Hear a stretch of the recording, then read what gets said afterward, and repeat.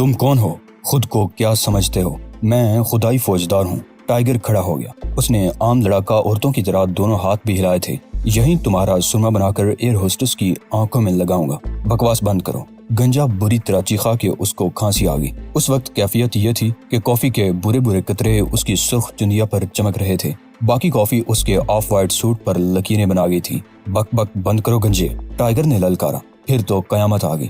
گنجا چھلانگ لگا کر اس کی طرف لپکا تھا، لیکن اس سے قبل کہ وہ ٹائیگر کی سیٹ تک پہنچتا، دو نوجوانوں نے اسے دبوچ لیا۔ ایک نے اس کی گنجی چندیا پر چپت لگائی اور دوسرے نے چندیا پر گونسوں کی بارش کر دی۔ ٹائیگر ہاتھ مل کر رہ گیا۔ نوجوانوں نے اسے اس کے بچپن کے شوق سے محروم کر دیا تھا۔ خود ٹائیگر بھی گنجے کے سر پر چپتیں لگانے کے لیے بے چین تھا، لیکن اب کچھ نہیں ہو سکتا تھا۔ وہ باسی چندیا پر چپت لگانے میں لطف محسوس نہیں کر سکتا تھا۔ دونوں نوجوان گنجے سے تفریح لیتے رہے، حتیٰ کہ ایئر گارڈ نے درمیان میں پڑھ کر معاملہ رفع دفع کر دیا۔ گنجا سمجھ گیا تھا کہ اگر اس نے مزید فونفاں دکھائی تو اس کا حلیہ مزید بگڑ جائے گا، لہٰذا وہ خاموشی سے اپنی سیٹ پر بیٹھ گیا۔ ٹائیگر بھی اپنی نشست پر گر گیا۔ مجھے افسوس ہے شہزاد، اوشان نے ایک شریر مسکراہٹ کے ساتھ اسے کہا۔ کیوں؟ کس بات کا افسوس ہے؟ تمہارے ہاتھوں کی کھجلی نہیں مٹ سکی، اوشان نے اس طرح کہا جیسے وہ کسی المیہ کا اعلان کر رہا ہو۔ ٹائیگر ہنکارا بھر کر رہ گیا۔ اسے ہمیشہ اس بات سے کوفت ہوتی تھی کہ اوشان دل کا حال پڑھ لیا کرتا تھا۔ وہ دیر تک خاموش بیٹھا رہا اور پھر اچانک ہی اس نے تیسری مرتبہ سرگوشی کی۔ بہرام نے روبی کو پھر غائب کر دیا ہے لٹل فادر۔ اچھا، اوشان اونگ رہا تھا۔ پتہ نہیں وہ اس کو ہم سے دور کیوں رکھنا چاہتا ہے، تاکہ سناجو کو جانشین نہ مل جائے۔ اوشان نے جواب دیا، عظیم بہرام یہ نہیں چاہتا کہ جانشین ملنے کے بعد سناجو خود مختار ہو سکے۔ مقامی باشندے اسے ڈیول ماؤنٹین کوئے ابلیس کہا کرتے تھے، لیکن سفید فام باشندوں کے لیے نہ تو یہ نام آشنا تھا، نہ ہی اس کا وجود ان کے علم میں تھا، کیونکہ سینٹ مارٹن کی فرانسیسی اور ہالینڈ کی سرحد پر واقع آتش فشاں کا یہ تودہ پیراڈائز پیک سے بھی زیادہ بلند نہ تھا۔ تاہم مقامی باشندوں کو ڈیول ماؤنٹین کے بارے میں پراسرار روایت و حکایات سینہ بہ سینہ منتقل ہوئی تھی۔ علاقے کے بزرگ اس سے وابستہ کہانیاں سناتے رہتے تھے اور عموماً یہی ذکر کرتے تھے کہ اس پہاڑ سے موت کا ورثہ وابستہ ہے۔ یہی پہاڑ تھا جس پر قریب انڈینز حملہ آور قبائلیوں کے خلاف جنگ کرتے رہے تھے اور جہاں انہوں نے بھوک مٹانے کے لیے انسانی گوشت کھایا تھا۔ یہ انسانی گوشت اپنوں کا نہیں، غیروں کا تھا۔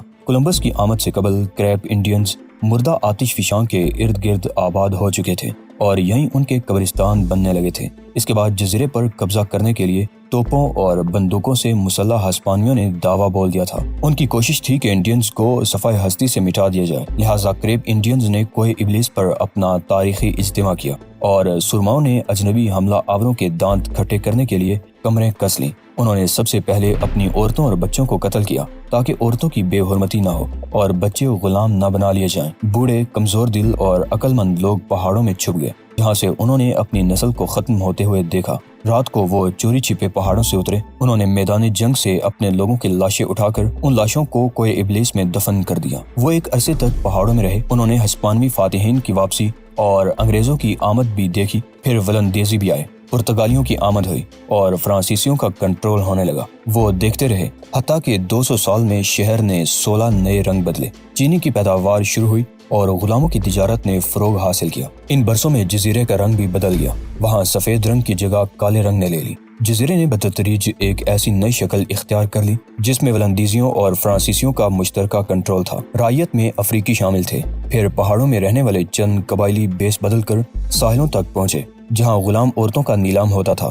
انہوں نے ایسی عورتیں خریدیں اور پھر واپس آ گئے۔ ان کی نئی نسل نے جنم لیا۔ وہ مضبوط اور ذہین تھی۔ پھر جب جزیرے سے دور غلامی کا خاتمہ ہو گیا تو وہ سب پہاڑوں سے اتر آئے۔ انہوں نے جزیرے کی مقامی آبادی میں شادیاں کی۔ مقامی آبادی افریقی اور یورپی نسلوں کا مشترکہ پرتو بن چکی تھی۔ لوگ مضبوط اور طاقتور تھے۔ اس مخلوط نسل میں جب انڈینز کا خون بھی شامل ہو گیا تو ایک اور نسل نے جنم لیا، پہلی نسل سے کہیں زیادہ بہتر تھی۔ لوگ امن و آشتی کے ساتھ رہنے لگے۔ قریب انڈینز کی اصل نسل ختم ہوتی چلی گئی، لیکن اس کے وارثوں نے ڈیول ماؤنٹین کو کبھی فراموش نہیں کیا۔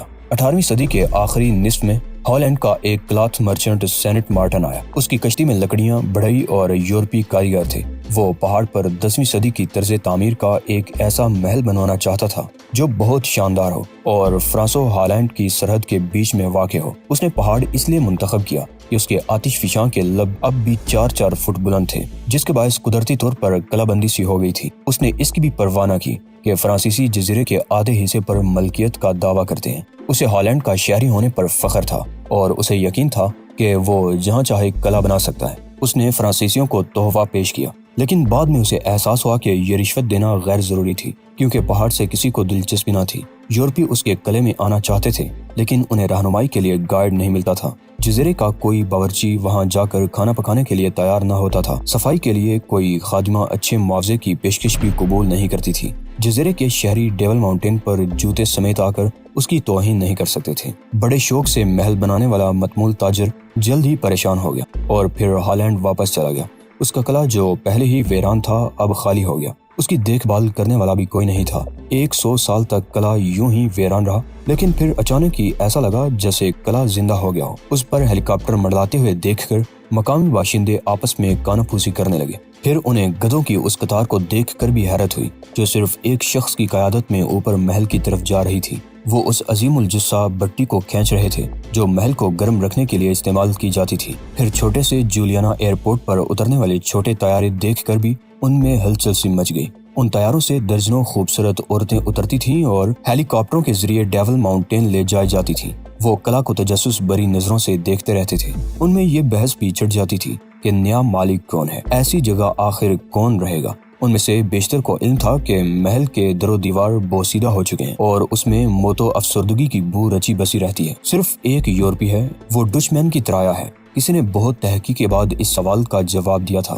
پھر بعض لوگوں نے اسے دیکھ بھی لیا تھا۔ وہ پستہ قامت اور خاموش خادم کے ساتھ گاؤں سے گزرا تھا۔ خادم اس کے اشارے سمجھتا تھا اور ہاتھوں کے اشارے سے گفتگو کرتا تھا۔ عورتوں کا کہنا تھا کہ محل کا نیا مالک بہت وجیہہ شخص ہے۔ اس کے بال پیلے اور آنکھیں نیلی ہیں۔ وہ بلی کی طرح چلتا ہے۔ ان تعریفوں کے باوجود اس شخص کی شخصیت میں بڑا اسرار پنہاں تھا۔ کسی نے اسے مسکراتے ہوئے نہیں دیکھا۔ جب کبھی بھی وہ دکان میں داخل ہوتا اس کے قدموں کی آہٹ تک نہ ہوتی۔ جانوروں کو اس سے نفرت تھی۔ اگر وہ کسی بھیڑ بکری یا گدھے کے قریب سے گزرتا ان میں افراتفری سی پھیل جاتی۔ اگرچہ وہ کئی زبانوں پر عبور رکھتا تھا، لیکن اس نے کبھی 1-2 جملوں سے زیادہ بات نہ کی تھی۔ اس کا کوئی دوست نہ تھا، حتیٰ کہ جزیرے پر رہنے والے یورپی بھی اس سے واقف نہ تھے۔ وہ اسے ڈچ مین کہتے تھے۔ ہر ایک اس سے خوف زدہ تھا۔ لوگ ڈیول ماؤنٹین جانے سے کترانے لگے تھے۔ ڈچ مین انتظار کر رہا تھا۔ ایک مرابی کھڑکی کے کنارے گہری سل پر وہ کسی ایسی بلی کی طرح بیٹھا ہوا تھا جو شکار کی طاق میں ہو اور کسی پل بھی اچھلنے کے لیے تیار ہو۔ وہ مشرقی طرز کے گاؤن میں تھا۔ اس کے پیر ننگے تھے۔ چاندنی کے باعث اس کے سنہرے بال چمک رہے تھے اور چہرے پر جزیرے کی ٹھنڈی ہوا تھپیڑے مار رہی تھی۔ اس کے نیچے جزیرے کے ولندیزی حصے میں صوبائز ہاربر ٹرانسپورٹیشن کارپوریشن پھیلی ہوئی تھی۔ ہزاروں ٹن کارگو کنٹینروں میں بند ان بڑے جہازوں کا منتظر تھا جو سینٹ مارٹن ہاربر میں داخل ہونے والے تھے۔ ہاربر سے دور قلعے کے دوسری طرف جزیرے کا فرانسیسی حصہ تھا۔ یہ علاقہ ایک ڈھلان کھاڑی پر مشتمل تھا جہاں سے ساحل اور سمندر کی کھاڑیاں صاف نظر آتی تھی۔ فرانسیسی علاقہ بہت خوبصورت تھا، لیکن کھڑکی پر بلی کی طرح بیٹھا ہوا نوجوان ہاربر کے نظارے کا عادی ہو چکا تھا۔ یہ اس کا اپنا ہاربر تھا۔ وہ مسکرانے لگا۔ اس نے کبھی کام کے اوقات میں ہاربر کا دورہ بھی نہ کیا تھا، لیکن روزانہ سینکڑوں افراد شپنگ ایجنٹ اور ملاح کام کرنے کے لیے وہاں پہنچتے تھے اور اس شخص کے لیے دولت کماتے تھے جس کو انہوں نے دیکھا تک نہ تھا اور جس کے بارے میں صرف افواہیں سنی تھی۔ ڈچ کیپٹل فلپس برگ اور فرانسیسی علاقے کے دارالحکومت میری گوٹ میں روزانہ دوسرے لوگ کام کاج کی نگرانی کرتے، اپنا یومیہ منافع حاصل کرتے، وکیلوں کو ادائیگی کرتے، رشوتیں دیتے، اپنے گھر والوں کے لیے شاندار عمارتیں بنوانے کے لیے انتظامات کرتے اور ہر ماہ 5000 امریکی ڈالروں سے بھرا ہوا ایک لفافہ میری گوٹ کے پوسٹ آفس میں سیفٹی ڈپازٹ باکس میں چھوڑ آتے۔ کمپنی کے اعلیٰ حکام کی ماہانہ آمدنی $5000 سے زیادہ تھی۔ یہ اندازہ بہرحال ڈچ مین کا تھا۔ $5000 دینے کی شرط یہی تھی کہ کسی بھی حالت میں ہاربر ٹرانسپورٹ کارپوریشن کے امور میں غیر ضروری دلچسپی نہ لی جائے۔ لوگوں کو اس شرط پر حیرت نہ تھی کیونکہ ان کی اکثریت ڈچ مین کو پاگل سمجھتی تھی۔ وہ جانتے تھے کہ اسے صرف فرانسیسی طوائفوں سے دلچسپی ہے جو بذریعہ طیارہ یہاں آتی اور جاتی ہیں۔ وہ اپنے قلعے میں محدود رہتا ہے۔ وہ اپنے بہرے اور گونگے ملازم کے علاوہ کسی سے بھی نہیں ملتا۔ لوگ سمجھتے تھے کہ ڈچ مین گوشت نہیں کھاتا۔ اس نے قلعے میں بجلی کا کنیکشن بھی نہیں لیا ہے۔ ان کا اندازہ تھا کہ وہ جو بٹی لے کر آیا ہے اس سے بھی پورا قلعہ گرم نہیں رہ سکتا۔ ممکن ہے کہ اس نے وہ حصہ گرم رکھنے کے لیے یہ بٹی منگوائی ہو جہاں مہمان عورتیں رہتی تھیں۔ ڈچ مین انتظار کرتا رہا۔ جٹ پٹا آہستہ آہستہ رات میں بدل گیا۔ ہاربر کی روشنیاں جل اٹھی جن کے باعث سے شپ یارڈ کمپاؤنڈ کے باہر ایک ہی صف میں دور تک کھڑے ہوئے ناریل کے درخت چمکنے لگے۔ یہ چمک سمندر کے سینے کو بھی روشن کرنے لگی۔ گرم ہوا میں اب زیادہ تیزی ہو گئی تھی۔ ان میں سمندر کی خوشبو آ رہی تھی۔ وہ سوچ رہا تھا، جرمی پارسل، یہ اس کا اپنا نام تھا۔ پھر اسے اپنا بچپن یاد آنے لگا۔ نئی زندگی کا آغاز گندم کی بالیوں سے ہوا تھا۔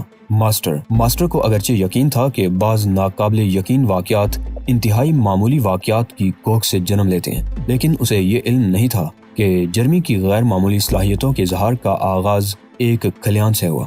یہ اس زمانے کی بات ہے جب جرمی 7-8 سال کا تھا۔ وہ کنچری میں اپنے گھوڑے پر سوار تھا اور پہاڑی علاقے کی اس جھونپڑی کے قریب ہی تھا جس میں اس کا خاندان رہتا تھا۔ گھر کا پالتو سور قریب ہی کھلیان میں لوٹ پوٹ رہا تھا۔ جرمی کو اس کے ساتھ کھیلنے میں بڑا مزہ آتا تھا اور روزانہ جب وہ کھلیان سے گندا ہو کر نکلتا تو اس کا باپ اس کی گردن پکڑ لیا کرتا۔ تم نے اپنے کپڑے پھر خراب کر لیے، باپ نے خونخوار انداز میں کہا تھا۔ نہیں پاپا، میں تو کھلیان کی صفائی کر رہا تھا، جرمی نے جواب دیا تھا۔ اگر تم نے سور کو زیادہ تنگ کیا تو میں کسی نہ کسی روز تمہاری پٹائی کر دوں گا۔ باپ نے بوتل سے منہ لگا کر ایک بڑا سا گھونٹ لے کر جرمی کو انتباہ کیا تھا۔ جرمی کو اس کی یہ بات اچھی نہیں لگی تھی۔ باپ تو چلا گیا لیکن جرمی نفرت بری نظروں سے سور کو دیکھتا رہا۔ اس کے دل میں نفرت کا طوفان جنم لے رہا تھا۔ اچانک ہی اس کی نظر سور کے لیے رکھی ہوئی گندم پر پڑی جو وہ بڑے شوق سے کھاتا تھا۔ اس کی آنکھوں کے سامنے ایک عجیب سی تصویر ناچنے لگی۔ اس نے ساری گندم کھانے سے سور کا پیٹ پھٹتے ہوئے دیکھا۔ وہ ہنسنے لگا۔ اس کی یہ ہنسی عام سی نہیں بلکہ ہیجانی اور خوفناک تھی۔ اسی لمحے سور اس کے قریب آ گیا۔ وہ بھوکا تھا۔ جرمی نے گندم کی 2 بالیاں اس کے ٹب میں ڈال دی۔ سور نے ٹب فوراً صاف کر دیا۔ جرمی نے مزید کئی بالیاں ٹب میں ڈالی۔ کھاؤ، اس وقت تک کھاتے رہو جب تک تمہارا پیٹ نہ پھٹ جائے۔ سور کھاتا رہا۔ جرمی ہاتھ بڑھا کر ٹب میں بالیاں ڈالتا رہا۔ پھر اچانک ہی سور کے حلق سے دردناک آوازیں نکلنے لگی۔ وہ جرمی کے پیروں کو سونگھنے لگا۔ اس نے کراہنا شروع کر دیا اور دیکھتے دیکھتے اس کے پچھلے دونوں پیر بے جان ہو گئے۔ وہ پچھلے پیروں کے بل بیٹھ گیا لیکن پھر اگلے پیروں میں کپکپاہٹ شروع ہو گئی۔ وہ تڑپنے لگا اور دیکھتے دیکھتے مر گیا۔ جرمی کو سور کی مردہ اور کھلی ہوئی آنکھوں سے بہت ڈر لگا تو وہ چیخ اٹھا۔ گھر کے اندر جرمی کے باپ نے چیخ سنی تو وہ گہری نیند سے بیدار ہو گیا۔ خبیث اس بار پھر سور کو تنگ کر رہا ہے، وہ جنجلا کر اٹھ کھڑا ہوا۔ ادھر جرمی کو اب یہ خوف سوار ہو گیا تھا کہ اس کا باپ اس کی پٹائی ضرور کرے گا۔ باپ پیر پٹکتا ہوا باہر آیا تو سور کی لاش دیکھ کر اس کا پارا چڑھ گیا۔ اس نے گالیاں بکتے ہوئے سور کو اٹھانے کی کوشش کی لیکن ناکام رہا۔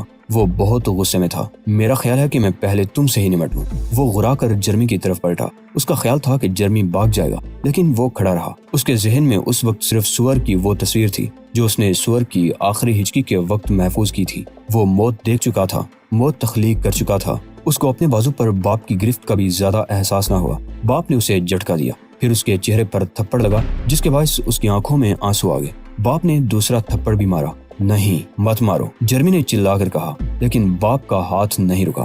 نہیں، اس بار جرمی کے لہجے میں عجیب سا تحکمانہ انداز تھا۔ اس نے آنسو بھری نیلی آنکھیں باپ کے چہرے پر گاڑ دی۔ ان آنکھوں کے سامنے اب رنگ اور روشنی ناچ رہی تھی۔ آنکھیں باپ کے بالوں پر جم گئی۔ تمہارے بدن میں آگ لگی ہوئی ہے پاپا۔ باپ کے بالوں سے واقعی ننھے ننھے شعلے نکل رہے تھے۔ اس نے زوردار چیخ ماری۔ وہ دونوں ہاتھوں سے سر پیٹنے لگا لیکن آگ بڑھتی چلی گئی۔ شعلے اب فلالین کی قمیص کو چاٹنے لگے تھے۔ جرمی کو یقین ہی نہیں آ رہا تھا کہ بغیر ماچس جلائے آگ بھی لگ سکتی ہے۔ وہ اپنے باپ کو بچانا چاہتا تھا، بھاگ جانا چاہتا تھا، لیکن یہ تصویر نظروں میں جنم لینے لگی تھی کہ وہ وقت ہاتھ سے نکل چکا تھا۔ وہ کچھ نہیں کر سکتا تھا۔ چیخیں سن کر اس کی ماں بھی گھر سے نکل آئی۔ وہ ایک چیخ مار کر اپنے شوہر کی طرف لپکنے لگی۔ واپس چلی جاؤ، جرمی نے چلا کر ماں کو خبردار کیا لیکن اس کی نظریں ماں کے اسکرٹ پر جم گئی۔ ایک اور تصویر ابھری۔ یہ ماں کے اسکرٹ کے جلنے کی تصویر تھی اور اسی لمحے اسکرٹ نے بھی آگ پکڑ لی۔ باپ نے آگے بڑھ کر بیوی کے اسکرٹ کی آگ بجھانی چاہی لیکن دیکھتے دیکھتے جرمی کے ماں باپ دونوں آگ میں بری طرح لپٹ گئے۔ پھر دونوں گر گئے۔ ان کی چیخیں آسمان سے باتیں کر رہی تھی اور جرمی سوچ رہا تھا کہ یہ سب کچھ اس کے سامنے ہو رہا ہے۔ کوئی بھی نہیں کہہ سکتا تھا کہ دونوں کس طرح جل کر مرے۔ یہ ملاقات جرمی کے ماں باپ کی موت کے 1 ہفتے بعد ہوئی تھی۔ وہ بے سہارا جرمی کو ڈودر سٹی لے جانے کے لیے آئی تھی جہاں اس کے مطابق ایک بڑی سی صاف ستھری عمارت میں ایسے ہی بچے رہتے تھے جن کا کوئی عزیز نہیں ہوتا تھا۔ لوئس اور اس کی بیوی جرمی کو اپنے ساتھ ہی رکھنا چاہتے تھے لیکن عورت نے یہ کہتے ہوئے انکار کر دیا تھا کہ وہ لوگ اتنے غریب ہیں کہ خود اپنے بچوں کو ٹھیک سے نہیں کھلا سکتے۔ جرمی عورت کے ساتھ پلیٹ فارم پر کھڑا ہوا تھا اور لوئس عورت سے باتیں کر رہا تھا۔ جرمی کو پلیٹ فارم پر آتی ہوئی ٹرین بہت اچھی لگی۔ عورت نے اس کا ہاتھ تھام لیا۔